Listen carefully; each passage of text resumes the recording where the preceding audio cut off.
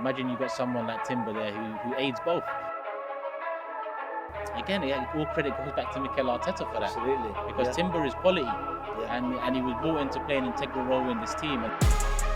Is if Mikel Arteta basically believed that during Timber was a complete secret weapon, like a key that unlocks doors we haven't yet. Welcome back to AFTV, everyone. We're going to talk about what the 11 could or should be for the Bournemouth game this weekend, but we really want to talk about Jurriën Timber as well, because he's now played 2 games with the Academy under 21s, I think it is. Scored a great goal, by the way, within 10 minutes of his return or something. But is it too late to integrate him into the squad? That's what we're going to be talking about with Laurie and Turkish. Is there any point doing it? And if he's that good, then maybe there is a point. We are going for a title. You want your best players available. We've got to break it all down. Turkish, Jurriën Timber, we start by saying that when you really reflect on the season, I know people have talked about other injuries to other players and other clubs, and look, on the injury front, we've largely had it okay. But to play, 90% of the season without Partey, probably more, 99% of the season without Jurriën Timber, that has been something that's kind of gone under the radar for Arsenal. Yeah, and likely to finish the season with more goals scored and less goals conceded than last season. When you add that into the mix, you know, it's a lot to deal with. Partey was one of the top 2-3 midfielders last year. You know, we can't forget the debate was in the league. You know, behind Rodri, is it Casemiro or Partey? Yeah. You know, this season we've had to do the majority without him. And Timber, listen, you know, we saw glimpses of him early on, pre-season, first game of the season. We like what we see. Yeah. He offers a bit in the attack. Defensively, he looks flexible as well. So when you look at the goals scored, likely to be more, goals conceded, likely to be less. Imagine you got someone like Timber there who aids both. Yeah. So I think to challenge again the way we're challenging, some would argue in an even better, I don't think it's an argument, in an even better fashion, a more sustainable fashion. Again, all credit goes back to Mikel Arteta for that. Absolutely. Because Timber is quality. Yeah. And he was brought in to play an integral role in this team, and to lose him so early and essentially have your hands tied behind your back in the transfer window with what was remaining, you know, Mikel Arteta's done an incredible job this season. Hopefully we can get it over the line. In terms of Timber, is it worth it? I guess if he's fit and he's ready to play, then this would be the game to give him a 20-minute cameo. If we can wrap it up with 20-30 to go. This would be the one, because Man United, I don't see a chance happening in that for him to come on. And even if so, the intensity, the rivalry, probably not the best platform for a return from such an injury. And the last game of the season, you know, in all likelihood, that last game of the season looks like it's going to be season defining for Arsenal or City. Could be. And again, the pressure involved in that, I think this one's the one to maybe get a glimpse of him. But I wouldn't be surprised if we don't throughout the rest of the season. And, you know, I wouldn't hold that against anyone. We've got to protect one of our best assets from the last transfer window. Yeah, totally agree with that. I mean, Mikel Arteta has spoken so glowingly of Jurriën Timber. He's talked about him offering something that we don't have in the rest of the squad. And Arteta, look, he picks up his players, but to sort of sit there and go, essentially, there's no one who does what Timber does. And he'd have offered a different dimension. You know, you hear that and you go, let's have some of that for the last 3 games. And we do have a trip to Old Trafford, which is going to be big. Of course, we're focusing on Bournemouth, and we can't look past that. But does it just feel a little bit like, ultimately, realistically, is Jurriën Timber going to be at his very, very best the minute he comes back? Probably not. He'll probably need some real sort of match fitness. That's what pre-season's for, right? And he had a pre-season and then got injured. You know, and you got Tomiyasu fit. You've got Zinchenko who's not getting games. You've got Kivior who did well at left back. Does it just feel like there's sort of no point now? Yeah, I mean, look, when we first saw him, when I first saw him pre-season, I thought, wow, what a player. And then made that first game, playing really well, got the injury, and you think, oh man, it was such a shame for everyone involved. What a talent. But in terms of answering your question directly, I don't think we should rush him back. I think it's probably come too late now. Wrap him in cotton wool, kid gloves, whatever the term is, until next season, and it'll be like a new signing. Let's be honest. Well, quite literally. Yeah. I mean, the guy's played 60 minutes of football. He will literally be a new signing because sure. there's no other body of work at Arsenal to fall back on. He'll essentially have had 2 pre-seasons by the time he actually starts getting some real Premier League football under his belt. I got to be honest, I'm in the camp of there's no point, and the only thing that would sway me is if Mikel Arteta basically believed that Jurien Timber was a complete secret weapon, like a key that unlocks doors we haven't yet. You know, something so special that he thinks, yeah, for these last 3 games of the season, he is, even just coming back, better than Tomiyasu, better than Zinchenko, better than Kivior. Now, I'm of the belief that Timber is probably the best balance of all 3 in that he's played centre-back like Kivior, but he's got that kind of defensive physicality of Tomiyasu, but he's got the on-the-ball of Zinchenko. He's like all 3 in one. But I imagine with these 3 games, you pick your skill set and you go with that player rather than hoping that Timber can come back and be all of it in one. So I think the season's shown that we have the players to get things across the line. For sure. So Yeah. to rush him back, I mean, the worst case scenario would be is if he comes back too early and then picks up another injury, that would delay him. Yeah. You know what I mean? So Well, on balance, my answer is let's just... I think so. I think so. And the reason we're talking about this, everyone, is because there are rumours that he could be back in the squad. And obviously, I'd be delighted to see that. I'll be at the game. There'll be a massive cheer for Jurien Timber. It just feels like, is this worth the risk? Especially with match fitness and all that. But the last thing I want to say on all this, Turkish, and get your point on it, is we've got 3 games to focus on here. And you hear little murmurs coming through about Guimaraes, maybe Isak, and what might be happening this summer. But if Arsenal sign a minimum of 3 players, let's say this summer, Thomas Partey, you know, rumours and whatever, that actually, because he hasn't played this season, there's a good chance he stays for another season. We see how good he's been the last 2 games. Add Timber to that. We're talking about 5 potentially real level-raising players. And I've said 3 signings. We apparently want 4. Like, Arsenal could look very different next season again. Yeah, we could. I mean, listen, we're just coming off the back of Jorginho's contract extension as well. Were you happy with that, by the way? Yeah, you know what? When he was given the year this season, I thought, that'll be it. You know, see it out and then we'll move on. But Partey's unavailability this season makes me more comfortable with it. I think if you look at this season and the question to both was prove yourself, I think Jorginho has done a hell of a lot more to prove himself than Partey. Yeah, I agree. But when you see Partey, you see levels. Yeah. And that is the heartbreaking thing about it, because I do think that this Jorginho extension means Thomas Partey will probably move on this summer, because I feel like we need a midfielder. We cannot go into next season again, Jorginho and Partey, because listen, Partey is unreliable, and Jorginho, he's had a stellar season this season, but at times he's also been out injured with knocks, and he's not getting any younger. He's not the most mobile, so it's an area that I think we will improve on or build on this summer. So I think one of them was always going to take the hit. El Nene is already, on the way out. We know that. So I believe that Partey or Jorginho, one will be gone. With Jorginho's extension, I think that will be Partey.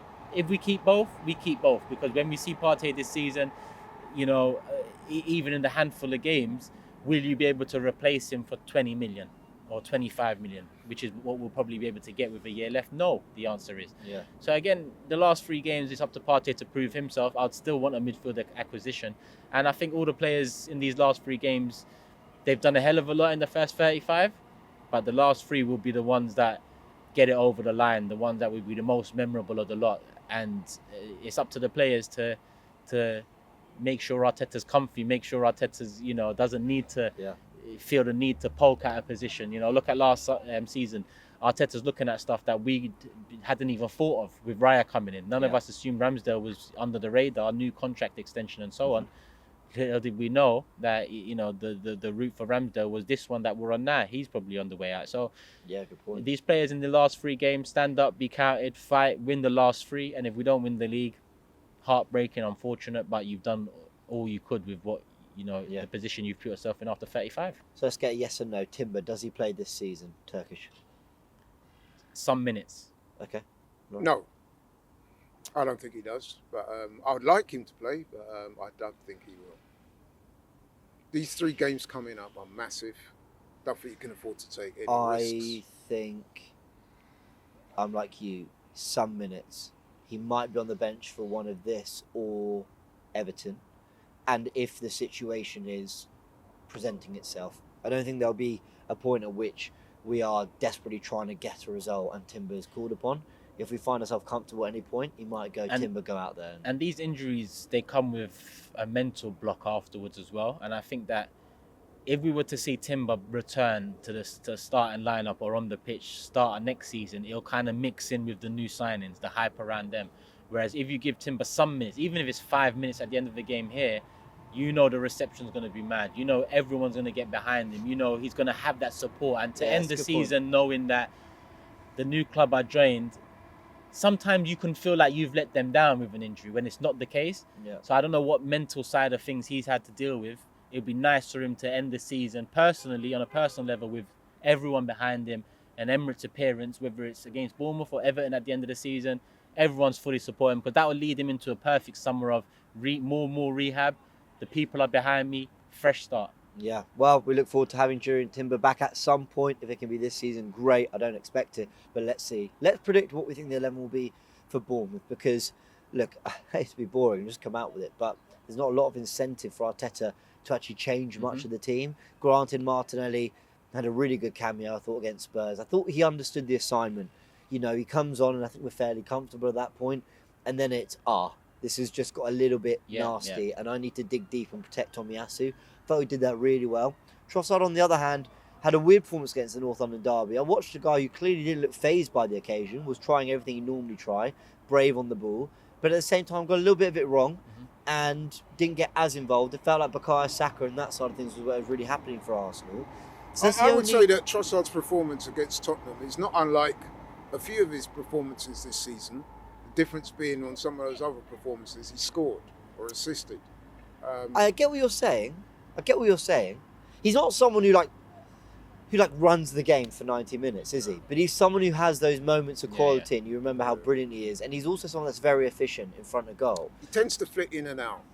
But the thing with Trossard is, because he's such a good finisher, I think if you look at, so for example, his goals per minute, he's at the highest in the club.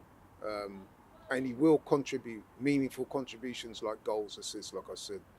But sometimes when he started, he's not affected the game in the manner that you would think or want.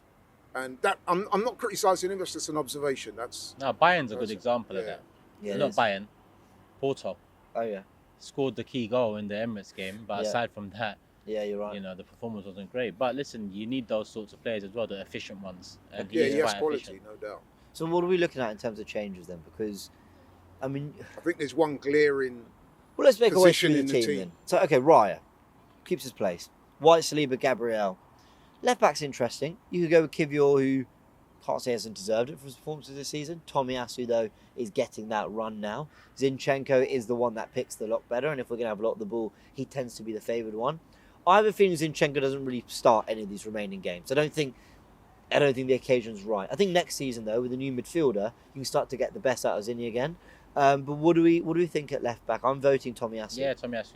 Yeah, I think Tomiyasu will be the man to get that position. Yeah. I do think it's the position in the team that's probably under most scrutiny in terms of who starts. And I do agree with you. If you're looking at in terms of talent on the ball, then the obvious choice to me would be Zinchenko. If you're looking at somebody that's more robust, that would probably be Kivior. If you're looking at somebody that combines the two better than the others do, then it's Tomiyasu. Okay, so we're all voting Tomiyasu. Now, in midfield, we're going to keep Rice and Ødegaard in there. There's no question. They've had a nice week's rest, which is actually good. I think it's been a while since the players have been able to just focus on training at London Colney and then go out there 6 days after the last game. But that 6 is interesting. Partey would get my vote, but it wouldn't surprise me if there was a temptation to go for Georgia, knowing how cautious we've been with Partey's return. We've got Old Trafford to come. And I don't, like I said in the preview, I'm just thinking one game at a time, which isn't normally how I think about it. But at this stage, I think you do. You just got to get past Bournemouth, see where you are. But is there a fear that Partey still needs his minutes managed and Jorginho's done so well? What are you thinking, Turkish? In years gone by, you're bang on. Yeah. Because of Partey's importance. And I'm not saying Partey, he's still not important. He can be. Yeah. But I think we can go to Old Trafford without Partey and still be confident about the win, still control the game, still be the better team. And I think Partey deserves his spot. And I think Partey needs to prove in the next 3 games that he can be available, even if it's a handful at the end of the season. Because I think it's big to know because if he does suffer another setback in these last three, then we go back to we need to move on from him and get someone more reliable in. So I think start him, but in years gone by, I would have definitely protected him for the United game. But Jorginho, I've been happy with his showings for us this season. So if need be and the worst case happens, Partey starts against Bournemouth, picks up something, can't do Old Trafford, still confident with Jorginho. Yeah, fair enough. Okay, so let's go into the front three then. Would you make any changes there? We talked about Trossard. Havertz, of course, has been scoring goals. I think it's 8 goals and 5 assists in 15 games since January 1st. Not all of them have even been played as a striker, so it's phenomenal output. Saka's rediscovering his best form. We asked him to show up at the end, and here he is doing it. Would you guys do anything different? Because Jesus has now been linked, or not linked, let's say reports are emerging that Arsenal would listen to offers for the first time. Arsenal official account actually, posted some footage of Jesus looking sharp in training. Martinelli, we know, really is when everyone's at their best, the left wing, and Trossard's the form guy. So again, what do we do out there? What, in terms of where do you want to start? Well, go with the left wing, because I think can we agree Havertz and Saka are playing? Yeah, Havertz and Saka started. Yeah, I mean, I thought Saka was outstanding against Tottenham. He was my man of the match. Havertz, slightly behind in terms of his performance. I thought he was really good too. So yeah, we're looking at that left wing position. For me, I'll probably go with Trossard. I know what I said earlier about sometimes he can flit in and out of games, but I think on balance, he deserves to start. You got an able replacement with Martinelli, who a lot of people, and I kind of see where they're coming from, would regard him more as an impact player anyway. So he's the kind of guy that you can bring on after an hour or so and use his pace to great effect. Sure. But I'll definitely start with Trossard for this game. Yeah, Turkish, does Trossard get your vote? Yeah, he deserves it. Bias will say Martinelli, but I know that's more blind backing. I can admit that. But it's hope as well, isn't it, that he gets back to something like last season? Yeah, and before United, it'd be a great game for him to pick up a couple of goals. And I think if I'm being honest, I've been a little bit disappointed with Martinelli this season. I think what's he got, like 6 goals this season? I rather thought he would get more. There's been games when he's come on. I'm not sure if we knew a few weeks ago there was talk that he had an injury, the gash in his foot. We don't know what that was. But I think overall, he's not performed at the levels that we would have expected, or even he would have expected. I honestly believe that you add the right central midfielder, the right left 8, call it, someone who did what Xhaka did last season. Martinelli's levels go up, Zinchenko's levels go up, and that left-hand side starts to tick again. I honestly think it's that. Well, sometimes it's just like, you can't really...